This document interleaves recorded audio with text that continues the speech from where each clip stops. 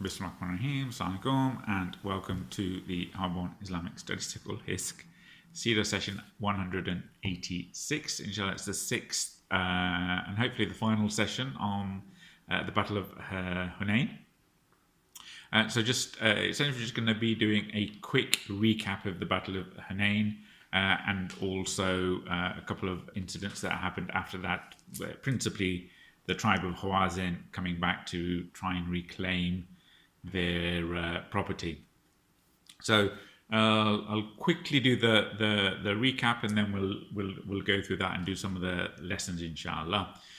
So we started that the Prophet, having conquered Mecca, news of another army was gathering, and it was Banu Thaqif, people of Taif, allied with their sort of sister tribes in Hawazin, and gathering all the other pagan tribes around the area for a final assault and push to both defeat the Muslims and to conquer Mecca. So they had a new young leader called Malik ibn Awf, who got these 20,000 people. Prophet managed to sort of get information from his own intel network that this was happening. So he dispatched a couple of people, beforehand when he conquered Mecca, about the siege and siege tactics and warfare. So the Prophet he sets off with the 10,000 that he conquered Mecca with, plus 2,000 from the Quraysh, some of the new Muslims, and they're marching. And we also talked about how Malik ibn Awf, he camps near the valley, and there was an old blind general, Durayd ibn Simma, who said, "Why can I hear all the women, the children and livestock?" And Malik bin Awf said, because he wants to motivate the people to fight. And the Durayd said, "Well, that's very silly." The Prophet also sent out spies to gather extra intel and size up the army like he always does. And then as the Muslims, 12,000 of the Muslims are marching out, some of the Muslims felt confident, and we'll revisit that because they had a large number of people and they were on a roll. And we talked about how there was one frontier guard guarding the Muslims one night. And then the Muslims passed by a superstitious or a lucky tree, and one of the new Muslims says, "Can you give us a lucky tree that we can hang our swords on, so we get good luck for the battle?" And Prophet said, "Look, you're requesting something that Bani Israel requested of Musa. This is, tantamount to idol worship, or this is a form of shirk." So he told off that person, because as Muslims we don't believe in superstitions or evil omens like that, or wearing amulets, good luck charms, that type of thing. And we talked about how we should habitualize the glorification of Allah subhanahu wa ta'ala, and when the Muslims find out that the Hawazin have brought everything lock, stock and barrel, the Prophet says, "Inshallah, that will all be your ghanima when the fighting is over."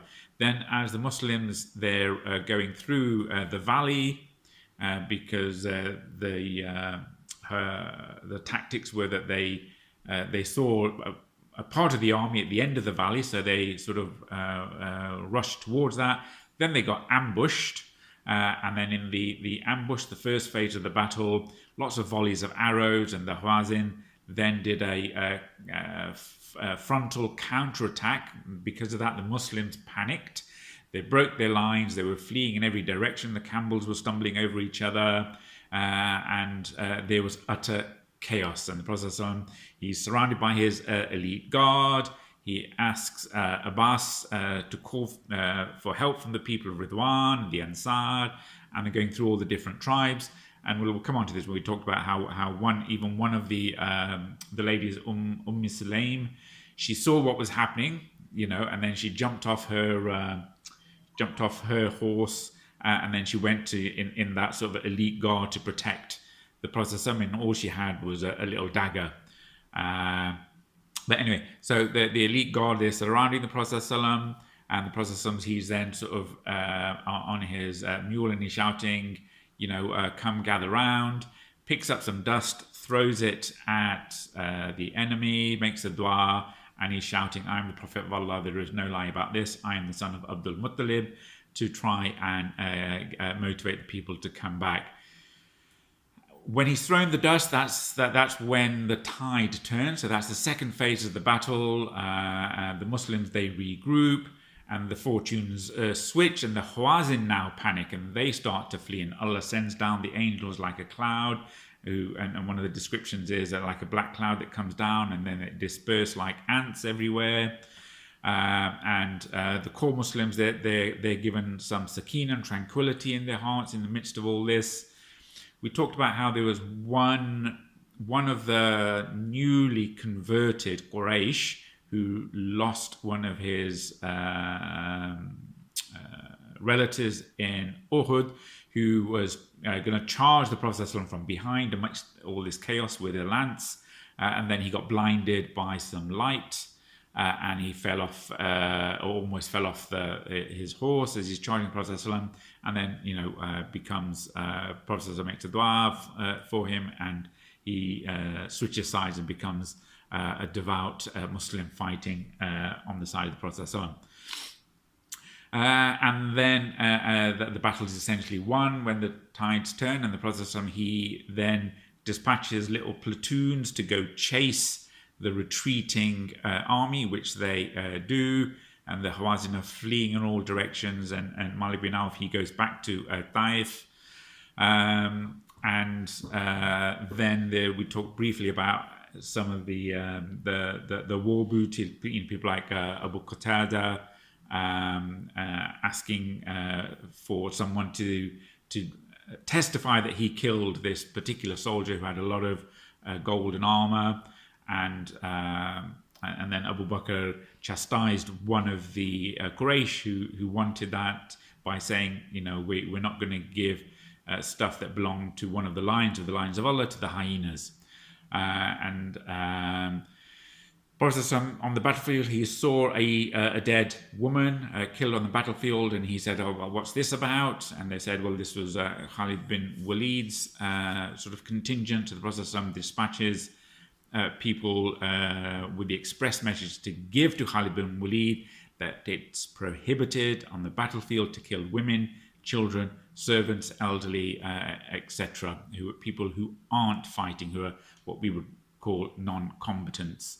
We also talked about in one of the skirmishes how the father of Abu Musa al-Ashri, Abu Amir al-Ashri, his uncle rather, was dying, and Abu Musa killed that assailant. And then when Abu Amir was dying, he said, "Can you ask the Prophet to make dua for me?" And the Prophet made a dua for his uncle, and then Abu Musa said, "And for me as well."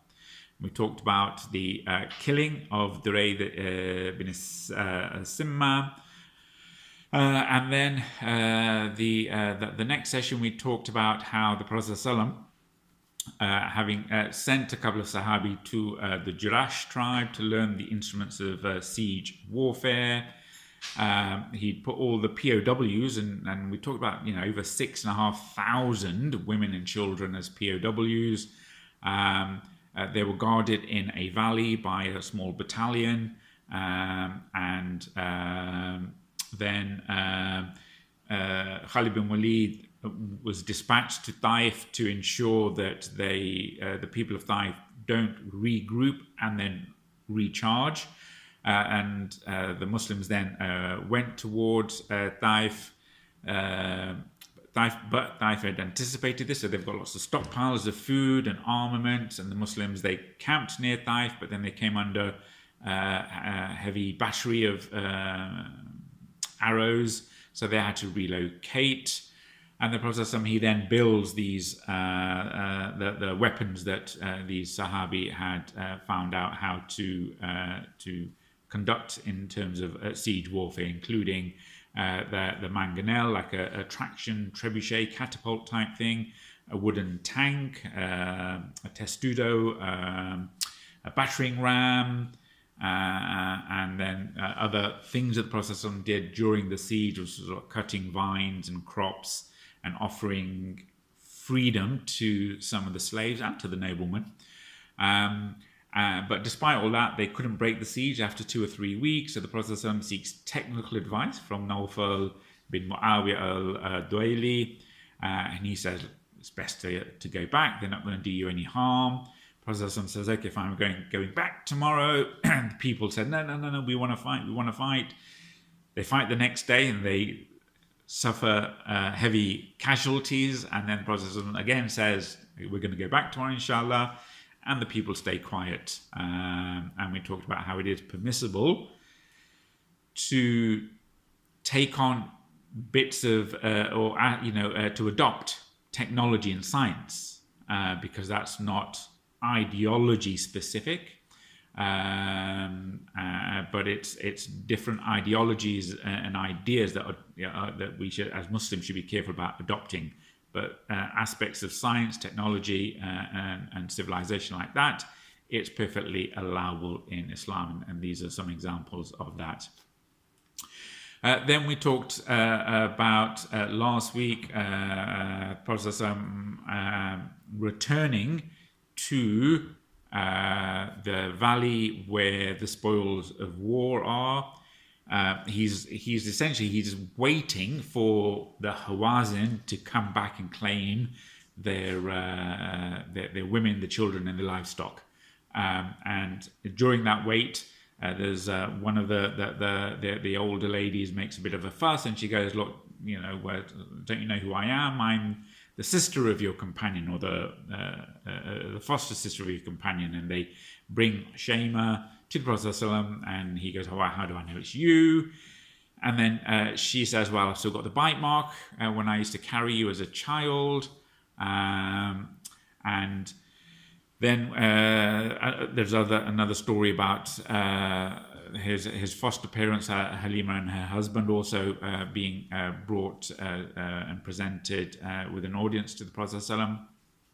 But despite the Prophet ﷺ waiting for over a week for the Hawazin to come, they didn't. So he was forced to, because there's sort of general anxiety amongst the ranks now, to distribute the war booty. And that's, so 6,500 captives, 24,000 camels, 40,000 sheep, 400 silver ounces.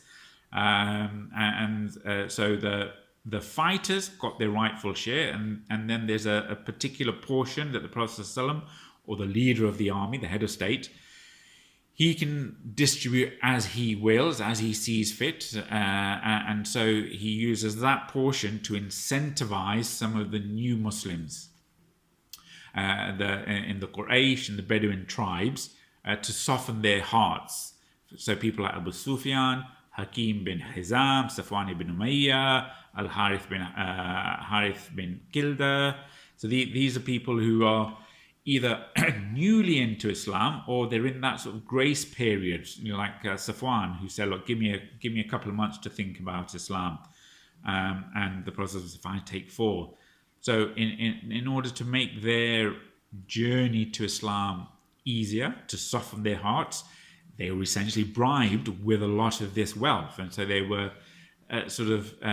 given a shed load of wealth from this war booty. And for a lot of these noble people, a lot of these leaders and these chieftains, it did the trick.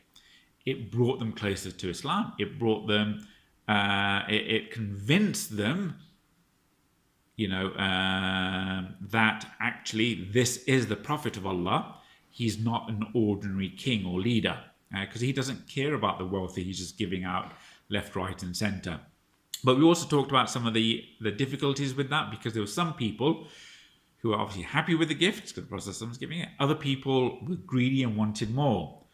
And we talked about how there was how the people, they surrounded the Prophet, and he sort of the Muslims, some of the Bedouins, once he's sort of given out all he can, they're surrounding the Prophet ﷺ, and he's sort of stumbling back, and he falls onto sort of a bush of thorns, and he gets a bit irritated and says, look, if I had all the as much wealth as there are sort of bushes that you can see around you, I would give them to you, but I've given it all away. And then we talked about this one particular person who came, who accused the Prophet ﷺ, that he was being unjust in his distribution of booty. And the Prophet ﷺ was really taken aback. He said, woe to you if I'm going to be unjust, or if I'm not going to be just, who will be? Don't you trust me because the one in the heavens trusts me? And the Prophet, and then Umar ibn al-Khattab, he wanted to kill him because this was a clear expression that this person didn't see him as the rightly guided prophet who would treat people justly. But the Prophet said, no, don't kill him because I don't want people to think that I go around killing my followers. And he said, look, that type of person the Ummah will come across later on. And there's a famous hadith about the signs of the Khawarij, which the Prophet talks about these people, that they will leave Islam very quickly, just like a arrow leaves its target. The Qur'an won't go beyond their throats, etc., etc.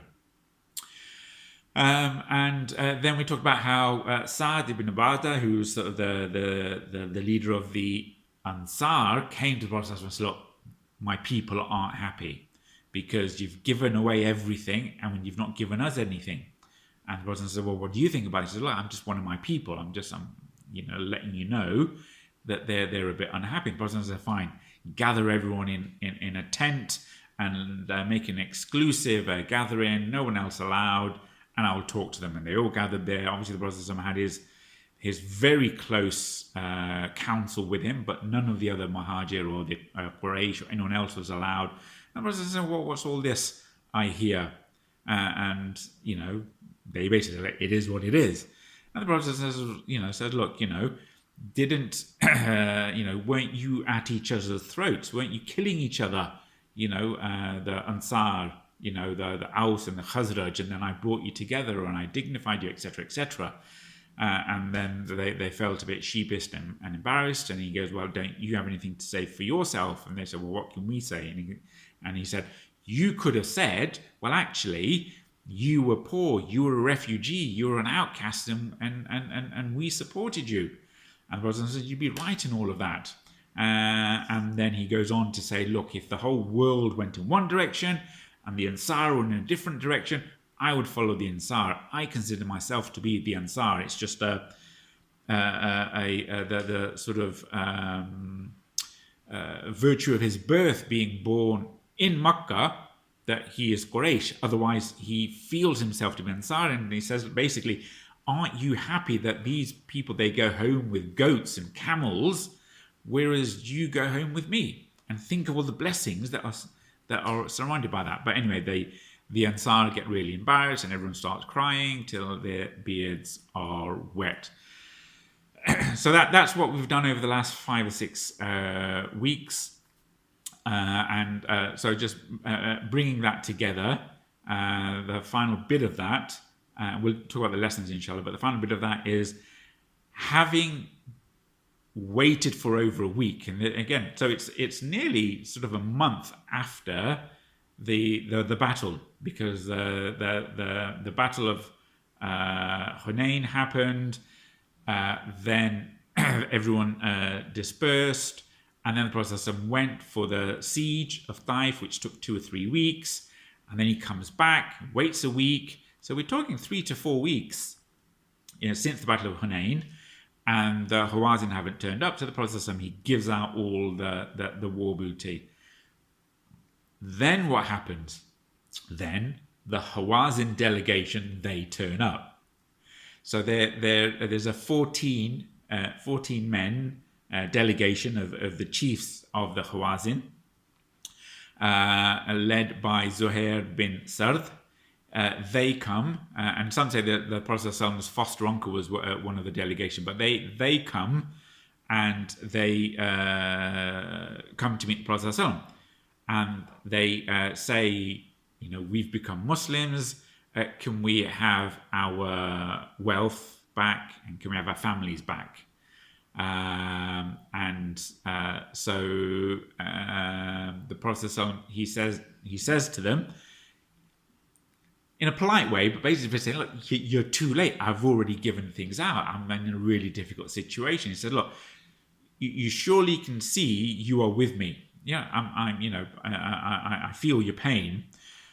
And the most desirable speech to me is the most truthful. I honestly believe you. But I've already given the money out. So which is dearer to you? Your wealth or your women and children?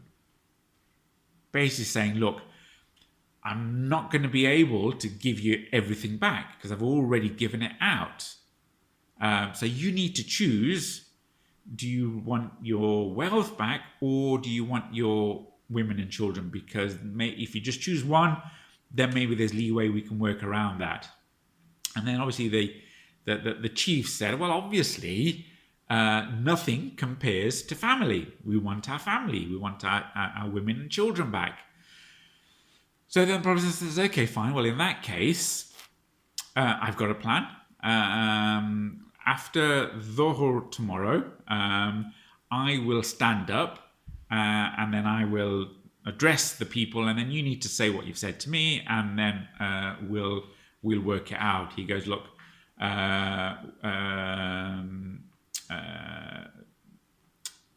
after I've prayed, you should stand up and say, we've already interceded with the Prophet. We've already had discussions with him. We are now believers. And we want to intercede with you other believers.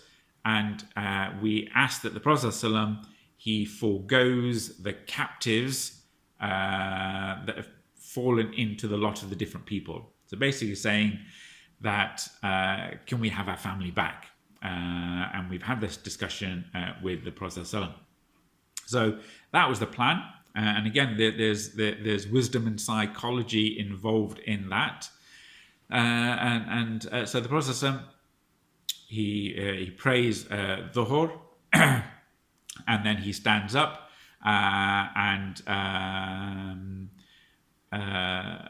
the people then stand up, the delegation stands up, and they've said basically, we've become Muslim, we've come for our women and children, we've spoken to the Prophet ﷺ,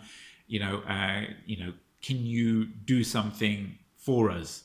So then the Prophet ﷺ, as agreed, he stood up and said, as for what belongs to me and the children of Abdul Muttalib, so he's sort of speaking as the tribal chief, as for what belongs to me and the children of Abdul Muttalib, you may consider them from now on yours, right?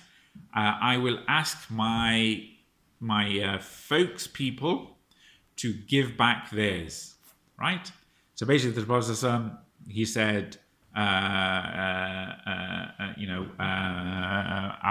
happy to sanction that the people under my command, as tribal chief, give back the women and children.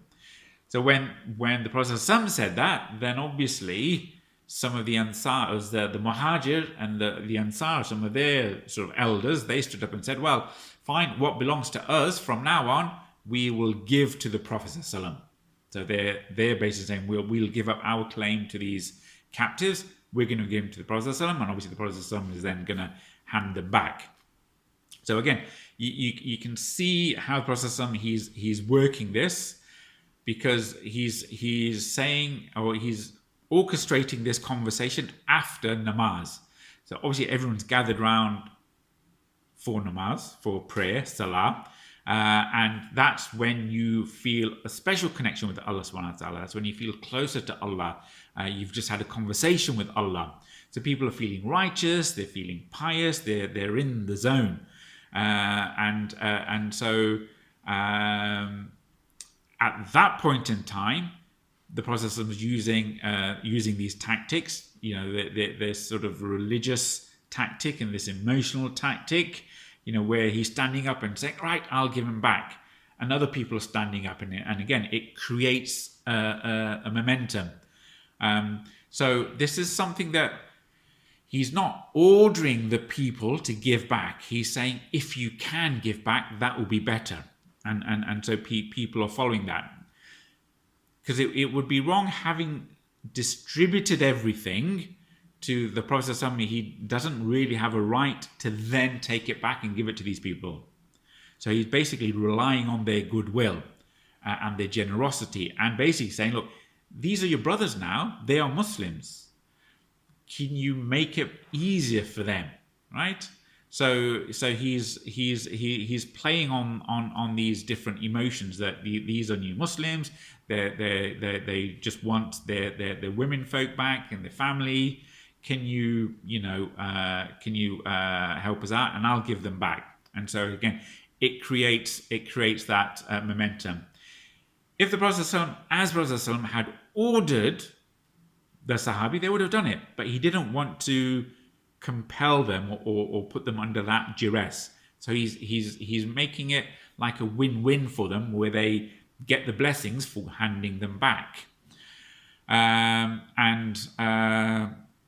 So the Prophet there's still some sort of recalcitrant people, so he's reinforcing that. So as for what I have and the family of Muhammad, they're yours.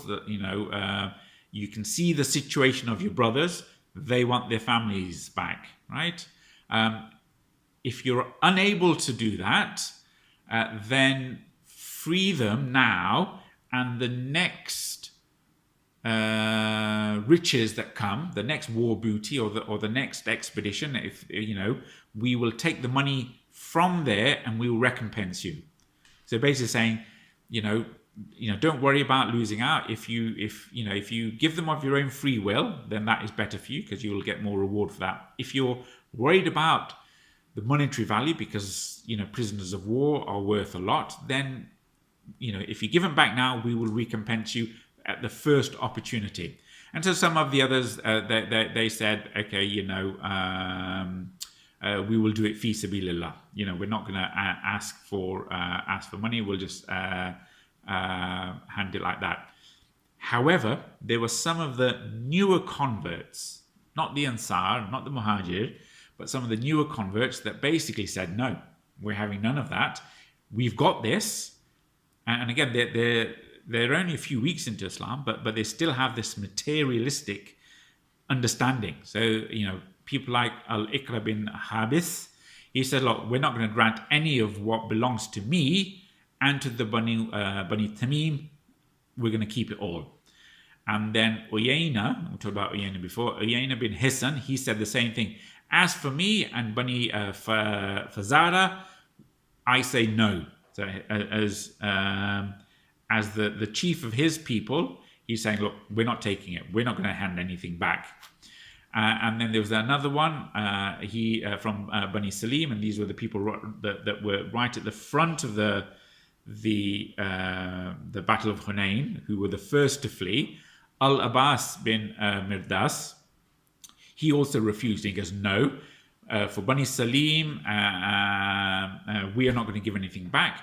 But then his own people started arguing with the chief, and this is almost unheard of. He said, no, we want to give it back. We want to give it back.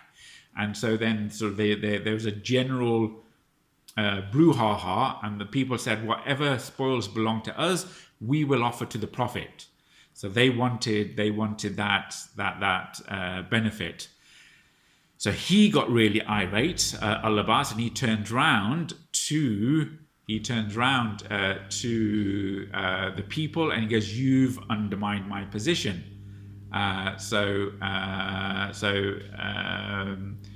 He feels, as I say, threatened by this almost mutiny.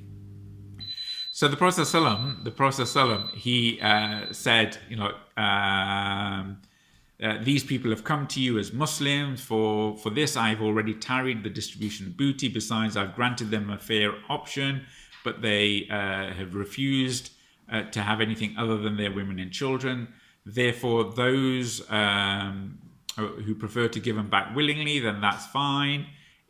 But those whose favours wants to keep them to themselves, that's fine. Let them grant them back to now, and we will recompense them 6 times as much from the first booty that Allah may provide us. Right? And again, so then a lot of others said, fine, we will willingly offer them for the sake of Allah. And it said that all of the captives that were then given back to the Hawazin, the Prophet gave every captive a garment as a gift.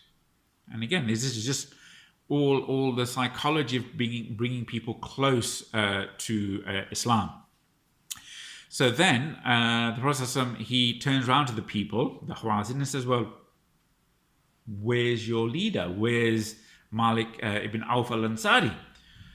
And he's the cause of all of this. He's the one who gathered the troops. He's the one who initiated the battle. He's the one who brought the women and children down, ignored the advice of the old general, and he's the first one who fled to Taif. And he goes, well, where's your leader? And they said, well, he's stuck in Taif. So the Prophet goes, okay, fine. Go tell him that if he becomes a Muslim, I will give him back his family and his property, plus I'll give him 100 camels, right? Again, this is blatant bribery. This is trying to, but the Prophet, he knows that if he can get the chief and, the main instigator to switch sides, then it's a win-win. So he's enticing, incentivizing Malik ibn Awf to switch sides. So then when Malik ibn Awf, he hears this proposition, he's lost everything. He used to be chief of his tribe, general, and he had dreams of conquering half of Arabia, being the master of Mecca, and everything's gone now, he's lost his chieftain, he's lost his tribe, he's lost his family, he's lost his wealth, he's lost everything, right? And now he's being told that if you become a Muslim, you'll get most of it back. So obviously, he takes the Prophet up on his offer. He goes and becomes a Muslim. And then the Prophet he goes, meets the Prophet, becomes a Muslim. And the Prophet, he then reappoints him as the tribal chief. And that's fine. You're now the chief of your tribe again. You're a Muslim, here's your family, and here, you had no wealth now. I've given you 100 camels, right? And then he told him to go, and he went and actually fought, a few battles for the Prophet straight away after that. And again, this is not unusual because the Prophet did this before. We did this when we did the Seerah a while ago when I think it was Banu Haritha, they came and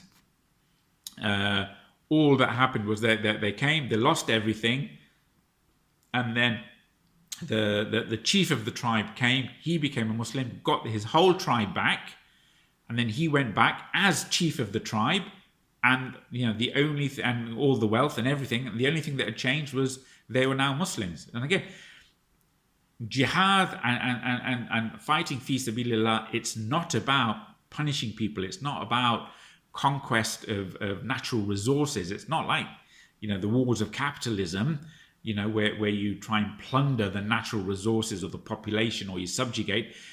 All of these, it's just about spreading Islam, bringing more people to the fold of Islam. There was no pecuniary gain for the Prophet ﷺ in these battles. He gave away all the wealth. In fact, he probably made a net loss in all of this.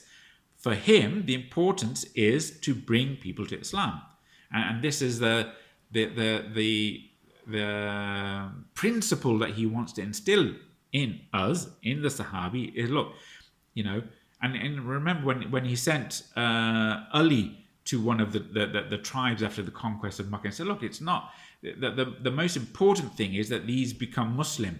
If there's only one person who listens to dawah and becomes Muslim, that's better than anything you can hope for. So it's not about flexing your power, not about humiliating the other people. No, it's about bringing them to Islam, because by becoming Muslim, they will enter Jannah, and it's a win-win for us as Muslims. So this is what the Prophet ﷺ is trying to say. And again, we saw how this worked, because you got people like Al-Iqra ibn Habis, who he's seeing the Prophet ﷺ, he's just giving away all of this wealth after the battle, and he's the chieftain. He cannot comprehend how someone can do this, and he goes back to his people and says, "Wallahi, this man has to be a prophet, because no king would do what he has done. I've just come from a man who doesn't care about money, right? He there's no doubt that he must be a prophet because of this, right?" And again, this is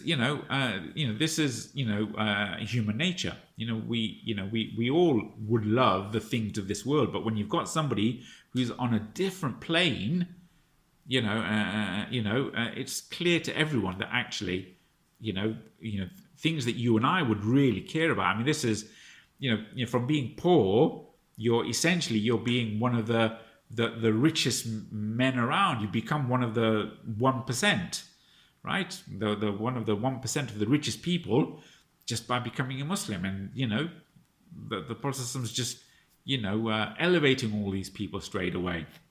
So again, these are the really important points. And again, so just in the last 5 or so minutes, we'll quickly do some of the points of some of the lessons we can learn, and probably we need to finish it off next week, inshallah. So just in terms of Hunain and Taif, as we said before, some of the scholars of Seerah, they consider these to be two separate expeditions, Ghazwa, and some consider them to be the same thing, because from Hunain, directly consequential to that was the siege of Taif. But either way, the Hunain and Taif were, although the siege of Taif wasn't broken at that time, within a year they became Muslim. They sent a delegation the next year. Malik ibn Awf, the leader, he's become a Muslim. But you have a clear victory of the Muslims and Islam in that area now. They conquered Mecca, and they've subdued everything else, and they've got rid of the paganism. That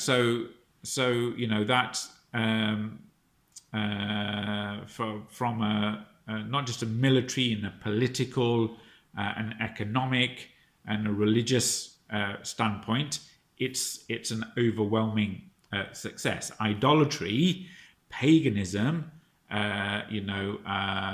shirk, the mushrik, they've essentially been publicly eliminated. And the Prophet, we talked about how he dispatched all these different platoons to after the conquest of Mecca, and now to demolish all of these temples and idols. So there's no public worshipping of shirk. And again, we'll talk about in a few months' time how the verses of the Qur'an come about abolishing shirk in the area. We'll talk about that in a few weeks, inshallah. But this, as we talked before, this was the last battle, face-to-face battlefield combat between Islam and shirk. Started with Badr, and it's ended here with Hunain and Taif. And this is sort of the last great battle between, as I say, the Muslims and shirk, the Muslims and other Arab Muslims, the Arab pagans. That the next frontier we talked about is the Muslims against the Romans. So that's again, it's a different phase of dawah. It's a different phase of jihad. But and then after the Romans come the Persians, etc., etc. But for now, this is almost complete political and political and military hegemony over the Central Arabia. And again, the resistance. There's only minor resistance, and there's a few platoons and battles that we'll talk about, briefly mention next time, inshallah. So just to finish off, the Battle of Hunain and the Battle of Badr are the only two battles that Allah specifically refers to as battles in the Qur'an. Now, Allah, by name. Allah makes reference to a lot of the other battles, but never by name. So Allah makes reference to the Battle of the Ditch, the Khandaq, by talking about the Confederacy, Al-Ahzab, but he doesn't refer to it as the Battle of Al-Ahzab. But he refers to the Battle of Hunain, on the day of Hunain, and the Battle of Badr. So Badr and Hunain are mentioned specifically as battles in the Qur'an. The other thing that links these Badr and Hunain is that the Prophet's four besties, the first four rightly guided Khulafa, they're all wounded. They're the elite that surround the Prophet in the first phase of the battle. Abu Bakr Siddiq, Umar bin al-Khattab, Uthman bin Affan, and Ali. They all take a hit. They all get wounded in the battle, and both battles, from sort of a tense beginning, turn into outright victories for the Muslims, right? Not just military victories, but spiritual victories. And in the case of Hunain, this was the greatest ghanima, spoils that they had, far outweighing what they did at Khaybar, which at the time was huge. But here, they had 20,000 against them, and we talked about all of the tens of thousands of war booty that they took, and how that really secured the position of the Muslims. The Muslims became secure after Badr. They've become even more secure after Hunain.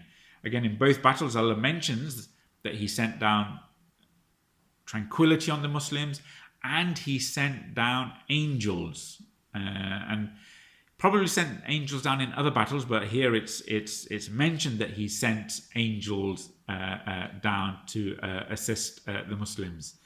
And again, in both battles, it was Allah's help that was crucial in the victory. Thinking of the odds at Badr and the odds here, and how the first phase of the battle was against the Muslims, and it was only through Allah's Allah's help, that victory came. Allah mentions this in translation in the Qur'an. On the day of Hunain, you rejoiced at your great number, but it availed you nothing, and the earth, as vast as it is, you became constrained, right? You felt constrained despite the earth being vast, and then you turned your back and fled. right? And then Allah sent down His Sakina, His tranquility, on the messenger and on the believers, and sent down forces, angels, which you did not see, and He punished the disbelievers. Such is the recompense of the disbelievers. So again, that's our sort of first major lesson, which we'll sort of touch again next week, inshallah. I'll just quickly go through some of the lessons that we'll talk in slightly more detail at the beginning of the next session. Victory comes from Allah.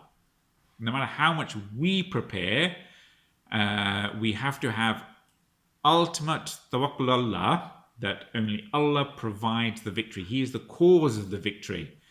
Just like if you've got a headache, you take medicine, you need to believe that Allah provides the shifa in the medicine. Not that the medicine is there to cure you, right? So this is an important sort of theological point, and we'll talk about how people can get that wrong. Some of the other lessons is that we talked about the superstitions and the lucky charm, the lucky tree, how people nowadays, they have this idea that some people nowadays have this idea amongst the youth, the younger generation, that all paths lead to paradise. Doesn't matter what you believe, you'll end up in paradise. Well, this is clearly not right, and we'll sort of talk about that the difference between believing in kufr and doing kufr. For example, drinking alcohol is haram, but to say it's okay to drink alcohol, that is clear kufr. There are some people who might think that it's okay, alhamdulillah, it's okay to, because it's so prevalent in society, fornication and adultery, they think, well, it's okay to fornicate or to have affairs. So they might say that. So there's a difference between legitimizing it and doing the action. Doing the action it's obviously haram, and you'll get punished for it, but it doesn't make you a kafir.